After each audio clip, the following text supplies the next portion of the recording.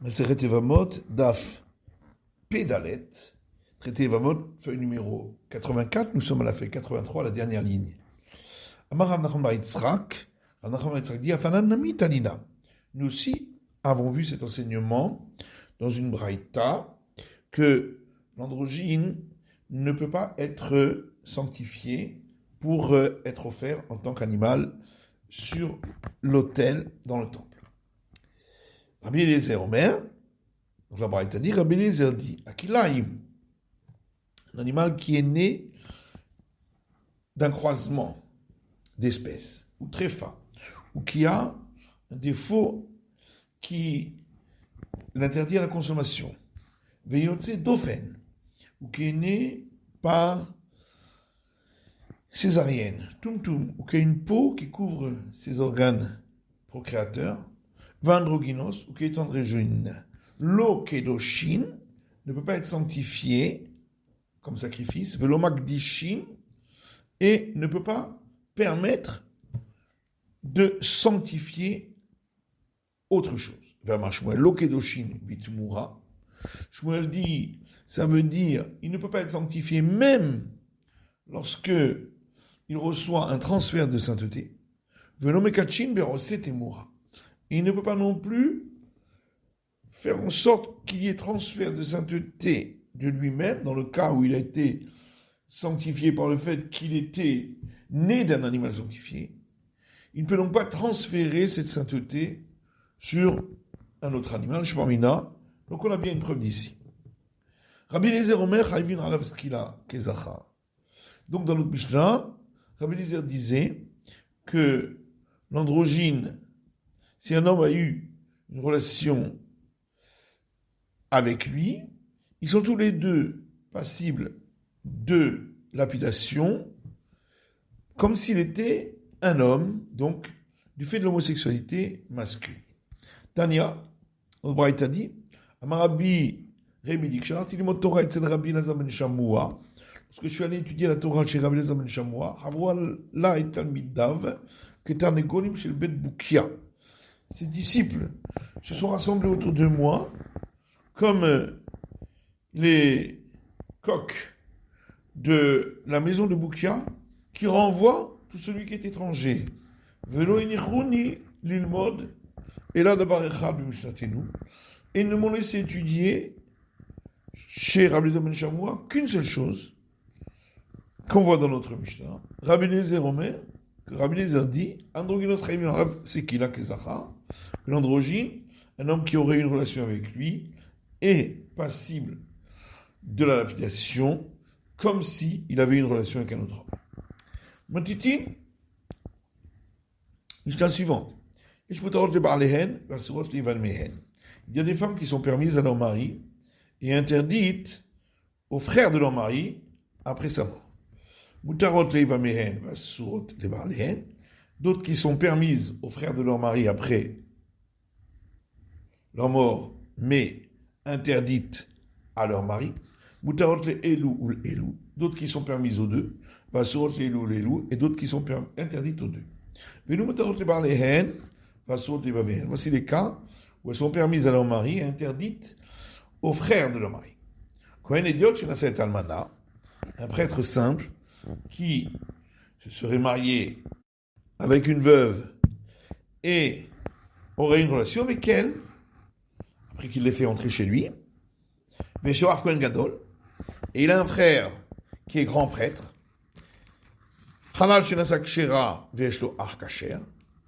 un prêtre déchu qui s'est marié avec une femme autorisée et qui a un frère lui-même qui est un prêtre normal, et donc il ne pourra plus se marier avec celle-là parce que, en s'étant mariée, elle, avec un prêtre déchu, elle devient interdite à se marier avec un prêtre. Israël chez la Sabbat Israël, ou bien un Israël normal qui s'est marié avec une fille d'Israël, bien Shlo Ach Mamzer. Et lui a un frère qui est né d'une relation interdite qu'il interdit aux filles d'Israël. Mamzer chez Nasa Mamzeret, ou bien dans le cas d'un homme interdit parce qu'il est né d'une relation interdite, qui s'est marié avec une femme interdite parce qu'elle est née d'une relation interdite, dans ce cas-là, le mariage est permis. Israël. Mais le frère est un Israël normal, pour lui c'est interdit. Dans tous ces cas-là, elles étaient donc permises à leur mari, mais interdites au frère de celui-ci.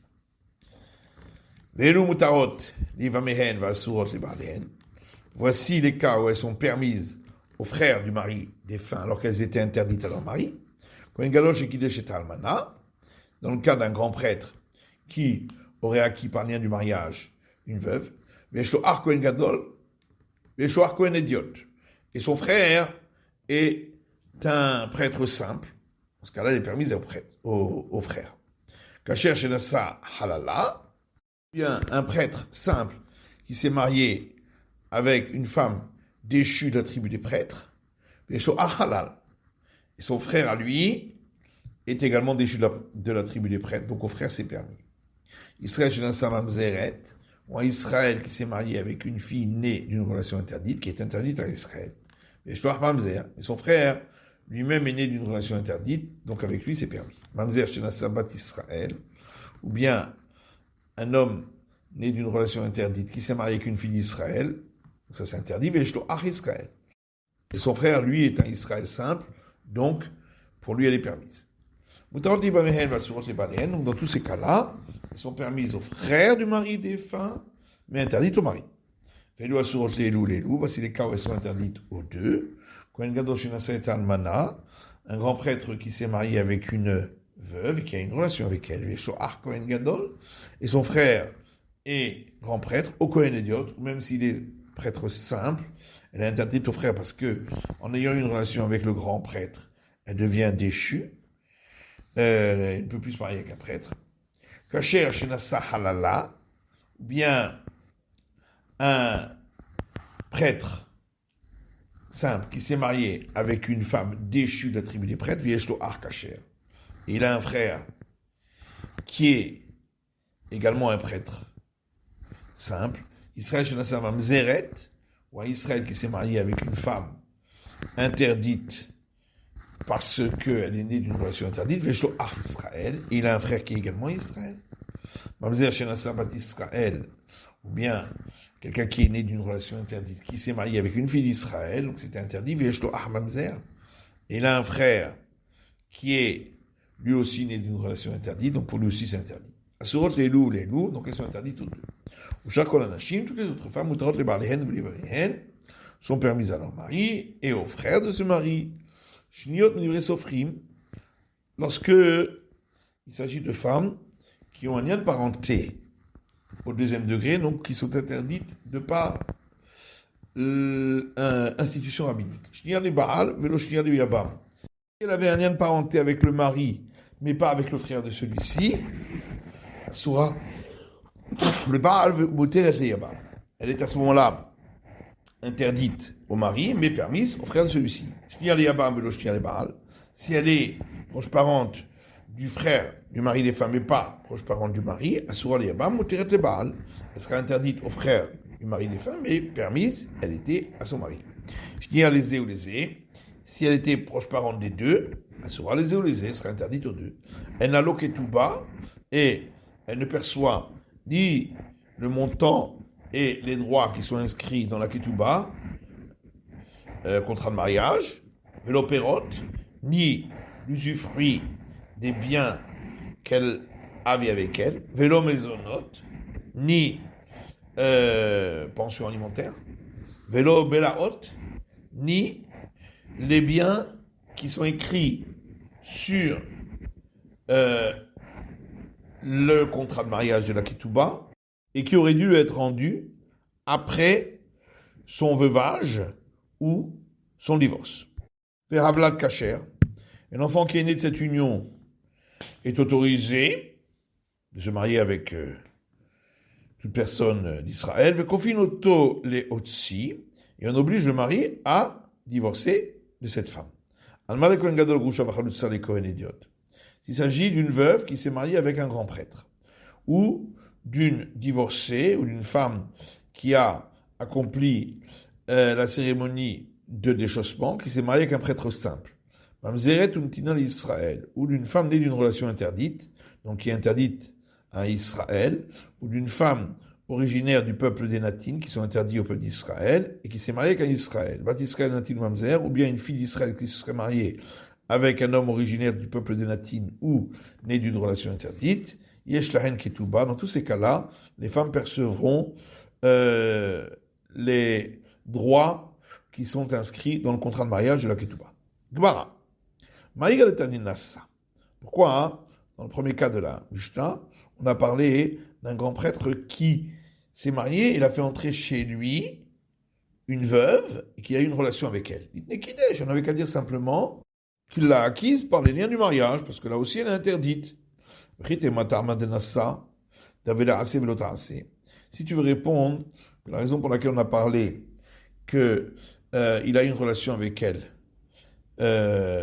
parce que dans ce cas-là, il y aurait deux interdits pour le frère qui est grand prêtre. C'est l'interdit par commandement positif de se marier avec une femme qui n'est pas vierge, et l'interdit, commandement négatif, de se marier avec une veuve.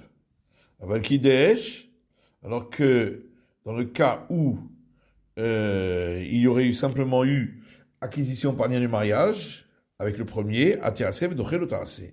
Comme c'est que un interdit, commandement négatif, on aurait pu dire que le commandement positif du Lévira repousserait ce commandement négatif.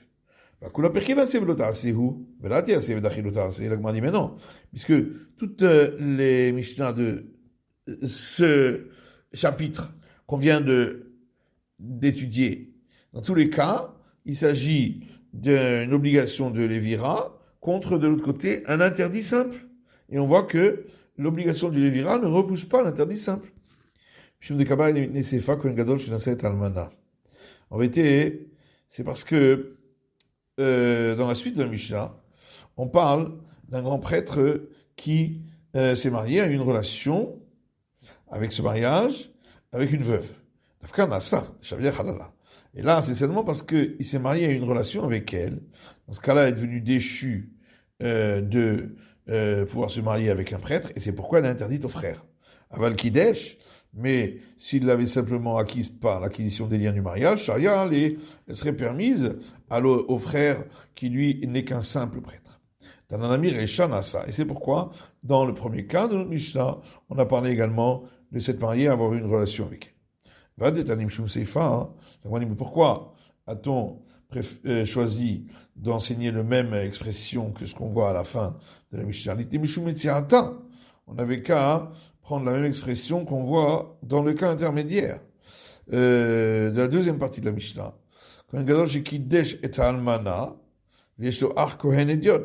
Où on parle du grand prêtre qui a acquis par lien du mariage une veuve, et son frère est un prêtre simple.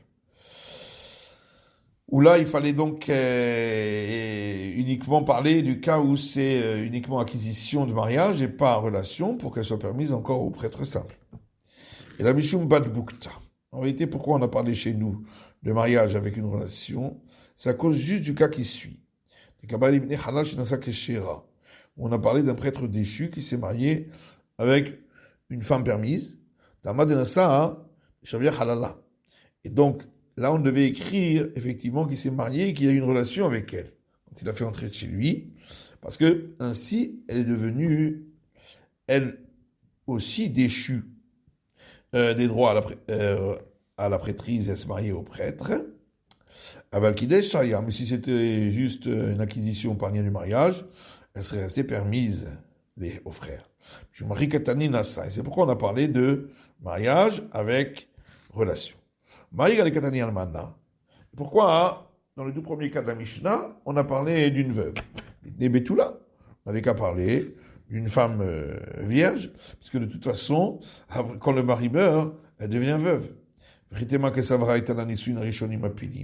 Si tu veux dire que c'est parce que l'auteur de cette Mishnah pense qu'on va d'après le début, au tout début, au départ, lorsqu'il s'est marié, c'est à ce moment-là que commence l'obligation du Lévira dans le cas où il meurt. Or, au moment où il s'était marié, si on parlait d'une femme vierge, elle serait permise. Halal shenasak shera. La Gemara dit, mais voilà, dans le cas suivant, du prêtre déchu qui s'est marié avec une femme normale. Velambri dan Nisun Rishonim Apuidi. Là, on dit qu'elle devient déchue, elle est interdite aux frères, et on ne dit pas qu'on va d'après le début du mariage, où elle était encore permise. Avanaim Shum Sefa. Et donc, forcément, si on s'est exprimé ainsi, c'est à cause de la suite de la Mishnah. Shum de Kabbalah, il est maintenant Sefa, parce que dans la suite de la Mishnah, on a enseigné qu'un gadosh il a almana, le grand prêtre qui s'est marié et a une relation avec la veuve, et Shloach Kohen Gadol ou Kohen Idiot, et il a un frère, grand prêtre ou prêtre simple, Dafkan Mana. Et là-bas, on est obligé de parler d'une veuve, Aval Betula, Hazale.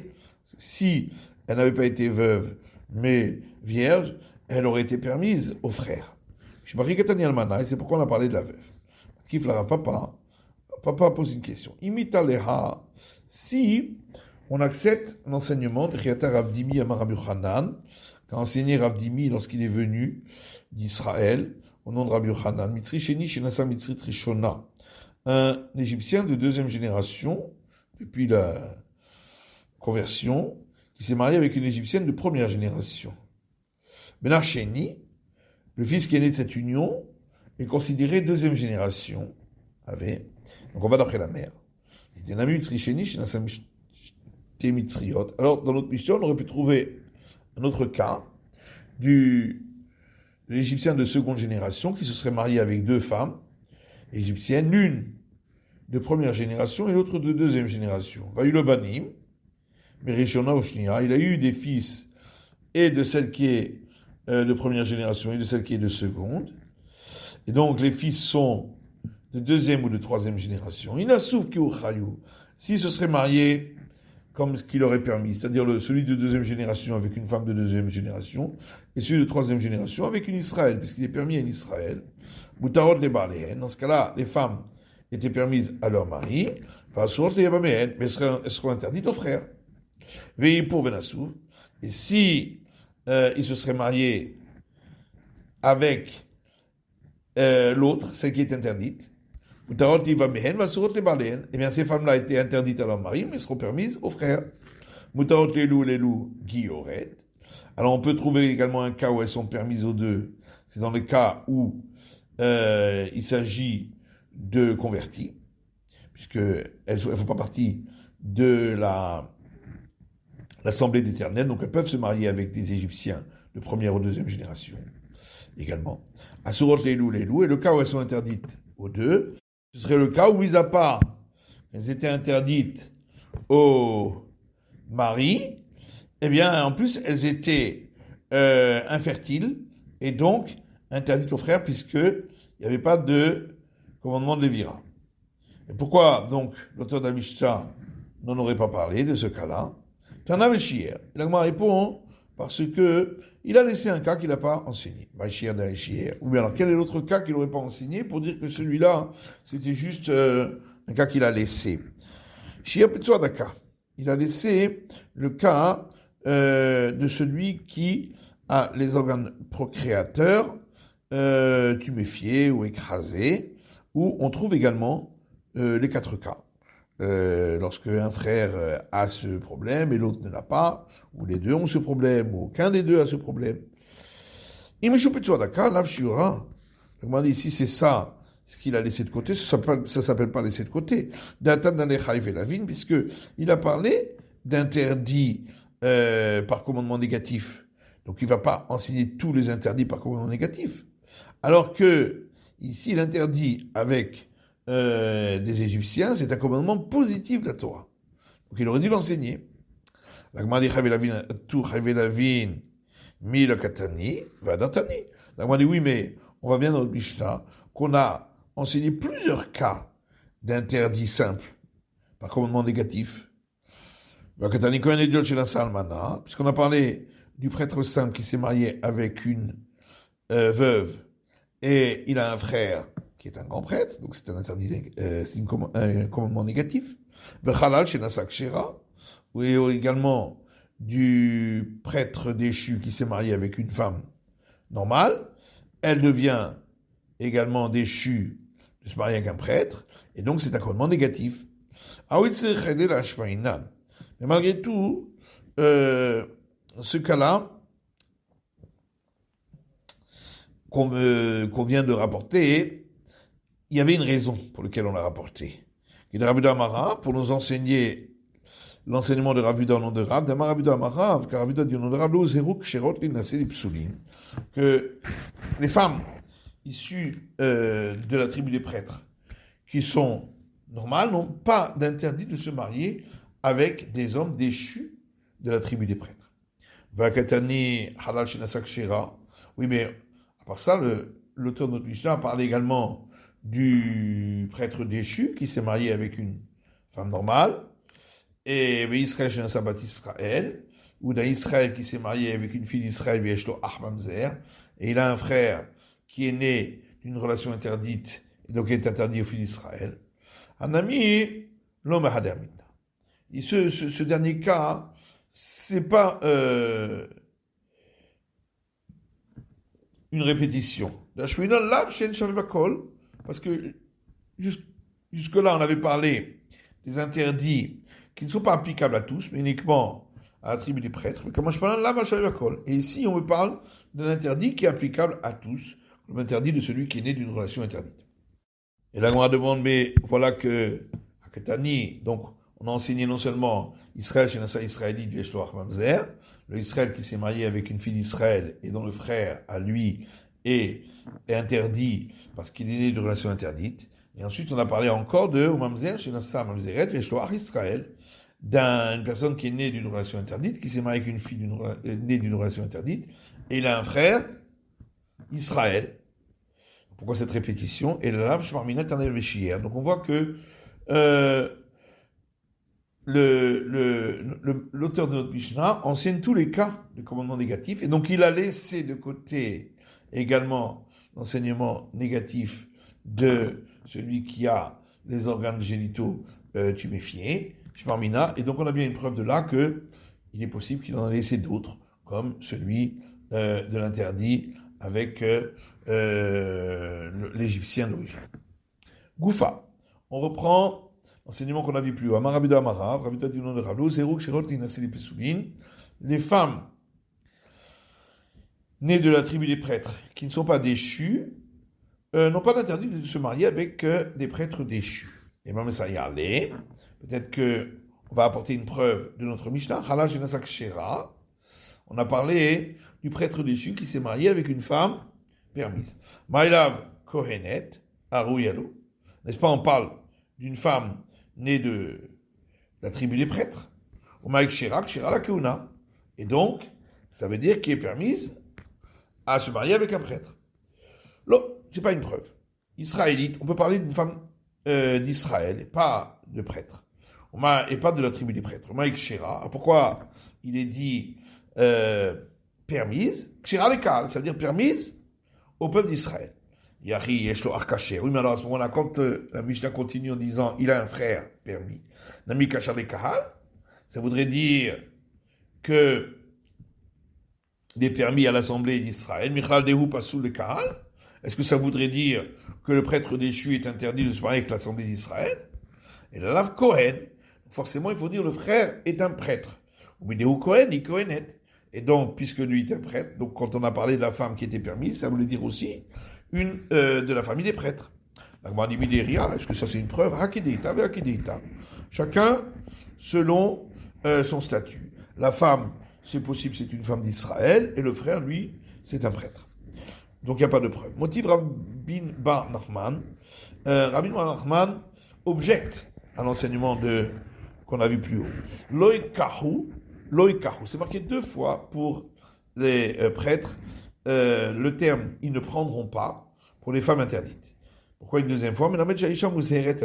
Pour apprendre que la femme aussi, elle a un interdit concernant ceux qui sont les interdits au mariage des prêtres.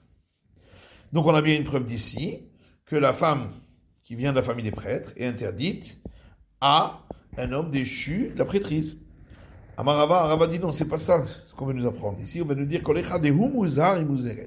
tous les cas où l'homme ne peut pas se marier avec une femme parce qu'elle lui est interdite, comme lui est un prêtre, bien la femme aussi, dans ce cas-là même, elle aura l'interdit de se marier avec lui. Dans le cas où l'homme n'a pas l'interdit, la femme non plus. Est-ce que cette règle-là, on l'apprend de ce verset? On l'apprend d'un enseignement de Ravida au nom de Rav. Et de même, on a un enseignement qui dit la même chose de la maison d'études de Rabbi Ishmael. Il y a un verset dans les Nombres qui dit Isho Isha ki yasu mikol chataot Adam. Un homme ou une femme qui aurait enfreint tous les interdits qui concernent l'être humain.